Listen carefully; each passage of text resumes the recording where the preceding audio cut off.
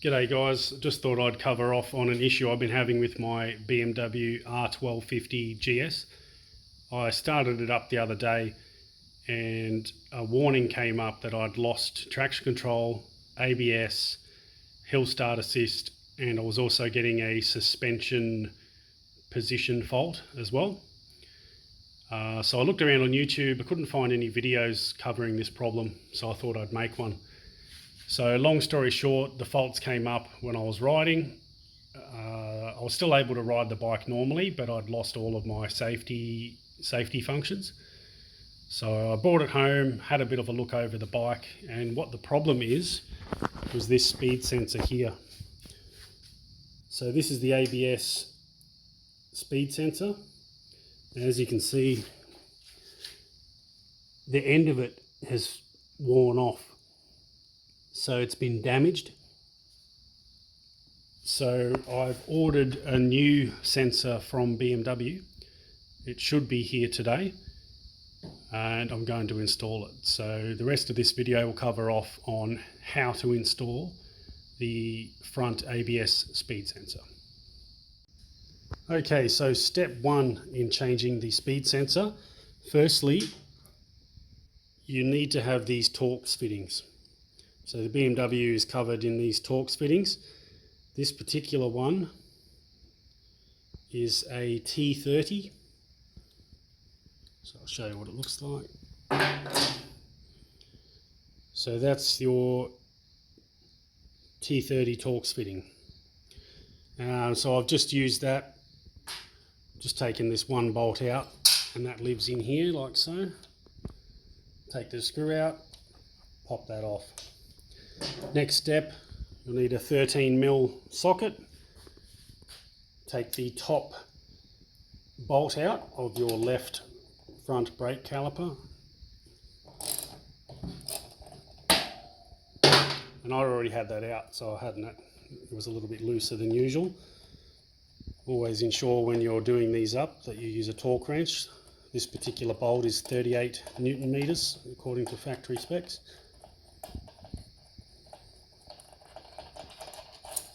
Okay, so that bolt is out. So we've loosened off this clamp. Now there's another clamp here, and it looks like that there's a screw. There might be a screw of some kind in behind it.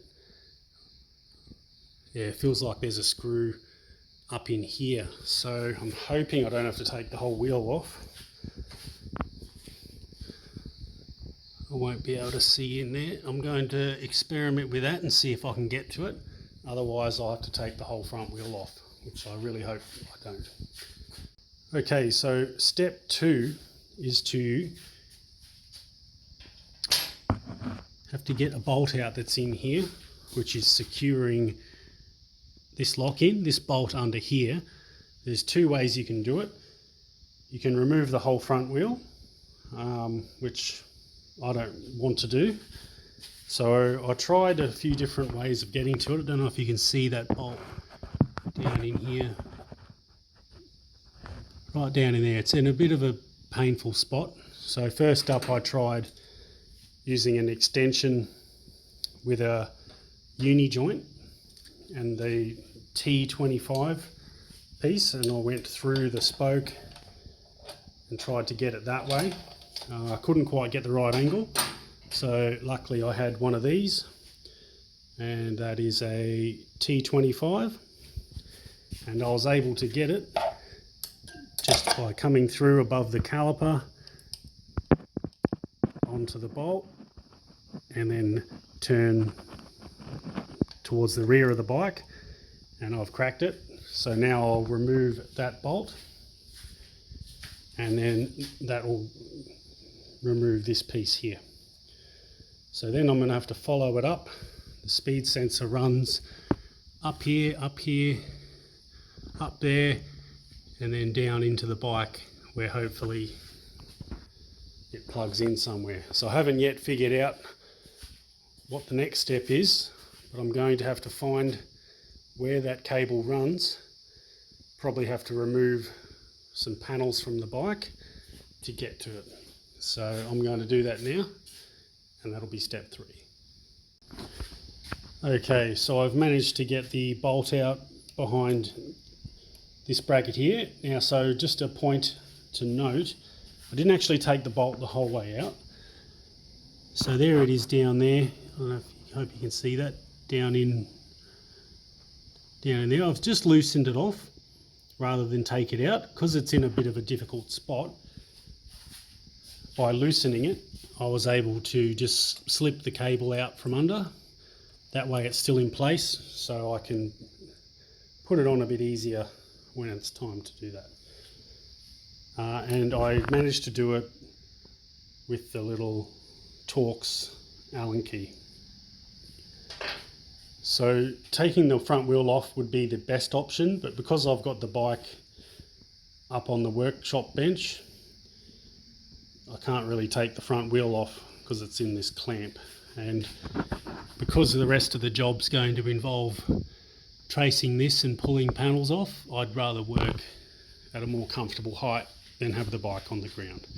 So it was a bit more difficult doing it with the wheel on, but it wasn't that hard. Just on a side note, I've just popped this side panel off here and I've just noticed my coolant level is a touch low.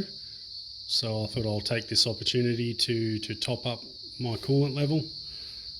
I like to use these and I recommend these. They're just disposable funnels. You just rip that off and it opens up and you've got a funnel.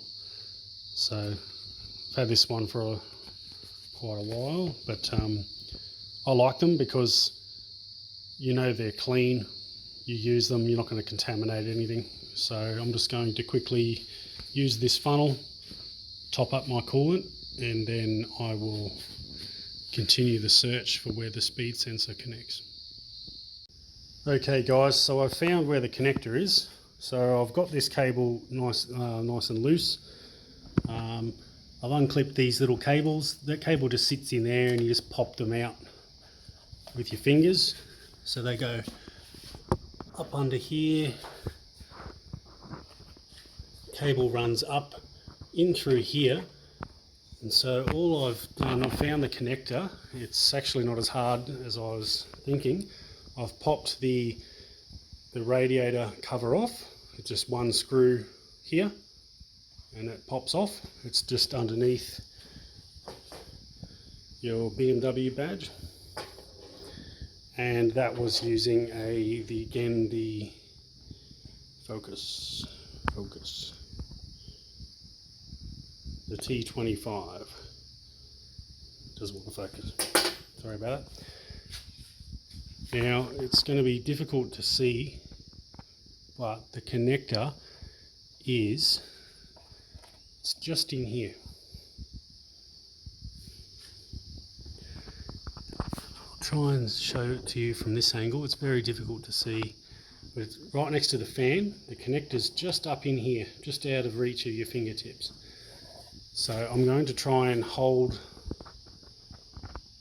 the connector with my fingers here, while my other hand will go in up over the top and I'll try and disconnect it.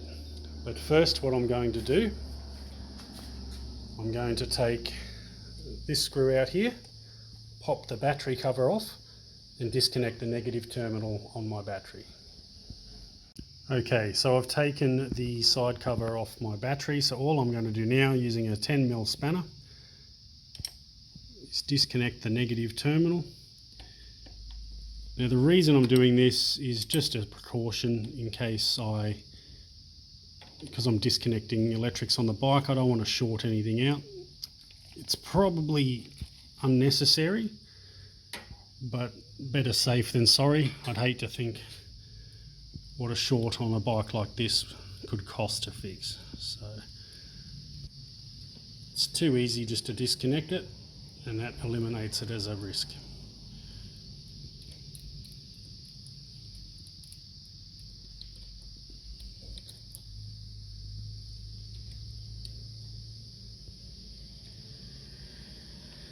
So I'm just going to go get something to just put under there just so I don't get contact. Like a roll of electrical tape or something should do the trick. something that's an insulator, and as usual I can't find it. So I'll go ahead and do that. I'm just going to pop something under there so there's no contact. While I've got this open, I thought I'll show you. A lot of you guys probably already have it, but I've just installed a battery tender. It's an SAE connector here, and that's just connected up with a fuse. That's what this is here, to my battery. So I can plug in. I use this mostly for my little Dynaplug air compressor. I just plug it in and pump my tyres up. You can also use it for a battery tender. If the bike's going to be in storage for a long time, you just plug your battery tender in there and you can keep your battery charged. Okay, so I've had a win. So here is the cord. So if you follow it up there, it's actually in a fairly reasonable spot. This cord goes up and over. Now there was a cable tie just here. I've just cut this cable tie, and the connector for the speed sensor is right here. So it's a bit hard to focus in there, but it's right here next to this part of the frame. Once you undo the zip tie, pop it off, and then it's quite easily accessible. One thing I have noticed is when I get the new one, it won't actually fit through here very easily. So what I'm going to have to do is remove the front mud guard, which looks fairly straightforward. Just have a bolt here, bolt down there, and that should come off fairly easily. So I'm going to take that front mud guard off just so I can run the new one. Now I could probably get that through there, but when I put the new one on, obviously I don't want to force it or damage it. So I'm just going to go ahead and remove that now. Okay guys, I've managed to get the connector out. So just to recap, the connector sat up against this frame piece up in here, and that is it right there. I've disconnected it. Now this is the part that connects onto the frame. So where it was mounted, I couldn't take the plug off of this frame mount. So I've managed to just apply pressure on the bottom and twist, and the whole thing has come off. Because you see the plug secures in here, so you need to get a flathead screwdriver into that little lug at the top, this piece just in here. And given the location, trying to get a screwdriver into there to pop that off it's probably possible, but it's a lot harder than it needs to be. So that's what it looks like there, and it was just mounted on the left side, the outside of that frame up in there. So that's about as far as I can go with it at the moment. I'm waiting for my new speed sensor to arrive in the post. As soon as it gets here, I'm going to do that. Now you'll notice my front fender is still on. The reason it's still on is there's a couple of bolts up in under there, and they're a bit tricky to get to with the wheel on. So I don't really want to take the wheel off given the way the bike's up on the workshop stand. So all I did is I chopped it, I cut the old one, removed it, and the new one I'm just going to run it down and over the top of here and then down there.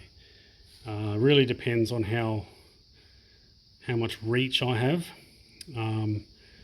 If there's not, which I'm starting to think there might not be, like when I turn the bars it might pull it and stretch it. So I might just have to take the wheel off after all, which I didn't want to do, but I think it's going to be the best way forward.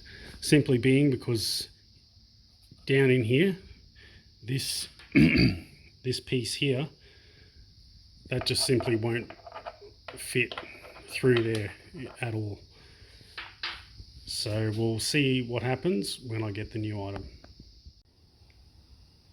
Alrighty, my new part has turned up. So I bought this yesterday from Pro Cycles in St. Peters. So it was 197 Australian dollars delivered. So they're about 4 hours away. I got it overnight. So thank you to Pro Cycles St. Peters for getting this to me so quickly. So now I've got the new part. I'm going to install it. What I'm going to do, I'm going to start by connecting it up in there. Then I'll run the cable down to here. And what I'll probably end up doing is I'll take the bike off the workshop stand, put it on the ground, and then I'll take the front wheel off. I think that's going to be the easiest way. Alright, so I have fitted the new cable, sensor cable. So I haven't secured it yet, but I've ran it up here through the clamps. They're all loose still. But what I've done this time around is I've ran it in behind rather than going through. So it's in behind here, and then there's these little saddles that it's clipped to. Runs up here, and instead of going up and over and round the back, I've ran it down here. I've just dummy secured it with these white cable ties. If this setup works, I'll replace these with some, make it a bit neater looking, get some black cable ties and whatever. But connector's just here. Just ran up there, straight onto here. And how it's set up now, it's miles away from the shock. It's not near any moving parts. I've just got to make sure, once I take the bike off the stand, I'll turn the bars all the way left and all the way right, and just make sure that it's not going to snag or cause any problems. But one thing I've noticed on a lot of motorcycles is these are designed by engineers who spend their careers in front of computers designing things, and they never actually physically get their hands dirty and work on things.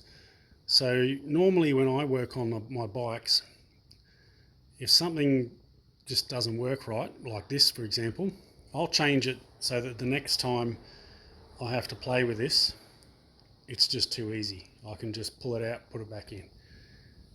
So I'm going to go ahead and secure all these. So to start with, I'm going to tighten up under here. I'll tighten that bolt up, pop the brake caliper bolt back in. I'll torque it up. Got a torque wrench there, so 38 Newton meters, boom, do that up. And then I'll take the bike off the stand, turn the bars left and right, and make sure that that's going to be okay. There is plenty of slack here, so I don't think it will be a problem. All right, we'll see if this works. All right, while I've got you here, for those of you that might not know, this is a torque wrench. So the thing about using a torque wrench, these are precision instruments, so do handle them with care. Don't drop them, always put them back in their case, and then usually every 12 months you have to get them calibrated, otherwise there's no way of knowing if they're true or not. So this one's is just a basic one. You can certainly get much more expensive ones, but you know, I don't use it very often, so this certainly does the trick for me. So I'll show you how it is. You see there's 20, 30, 40, 50, so you got foot pounds, and then over here you have Newton meters. So I go in Newton meters. So over here we have 27, 40, etc. So if you follow that little line down to the bottom, the little squiggly line, so that's currently set at 27 Newton meters. And then these increments, this handle turns, so it goes in, so 2 increments. So you got 1, 1.5, 2, 2.5, 3, and so that's how you go between. So if I'm on 27 now, if I go from the 4 mark to the 3 mark, that'll be 28 Newton meters. So I'm going to go ahead now, set the torque wrench to 38 Newton meters, and I'll torque that one up. Alright, so I've set that to 30, sorry, wrong side. I've set that to 38 Newton meters. So I do that by turning this handle, and then you lock it off with that knob there on the bottom. Okay, so go ahead and put that on the nut. Now I'm trying to do this left-handed. Might have to quickly swap hands.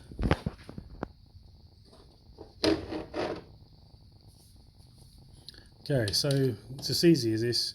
Put it on,